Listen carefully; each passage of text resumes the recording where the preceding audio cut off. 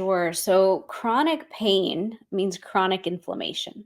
And that chronic low grade persistent inflammation is a sign of either gut dysbiosis, gut health being off, leaky gut, or just the body being under assault from too many external factors.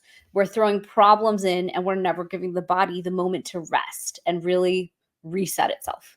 So I would say the number one tip we have from Ayurveda is sleep. We talk about circadian rhythm, circadian clock, and sleep because sleep is when you're going to rejuvenate and heal and clear your inflammation. Mm, And so we teach that 10 to 2 on that clock, at the top of the clock, is the pitta time of day. So during the day, it's the best time to have your biggest meal to absorb the best nutrition. So let's say you're not a big salad eater and these kinds of things, microgreens, put that into lunch because the digestive fire is strongest to process and absorb the nutrition from that.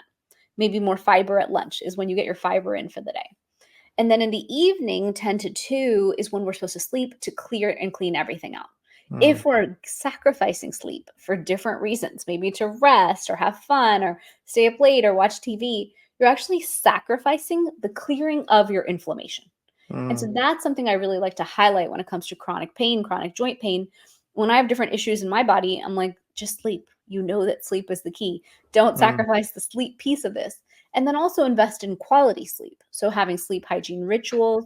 I love having like a deep sleep tea before bed, taking sleep gummies, whatever I need to guarantee that I'm going to get perfect sleep. Because then I'm supported to focus, think better. Of course, I'll clear my inflammation. I'll support my lymphatic system, all the things that the janitor needs to come through and clear out, that happens in that window of 10 to mm. 2 when we have our deep sleep. So Yeah. that's a very key piece for chronic pain that we don't talk about. Typically, we think of chronic pain and we're like, cut your inflammatory foods, take your supplements like turmeric supplements and different extracts to help you with inflammation. But sleep is actually, I think, the most important piece. And then we go into what is your diet? Are you eating inflammatory foods? Can you cut those? The Mm, top 5 inflammatory foods that I teach about are gluten, dairy, sugar, alcohol, and red meat for some. Depending on your diet and your body, maybe there's a moment where it's too hard to digest. You need to take a break and then come back in for it. So, really understanding your diet is important. And there's still others. There's like soy, peanuts. There's a lot of foods that can have a mm. tendency towards inflaming. And it's Yeah. important to customize that for yourself.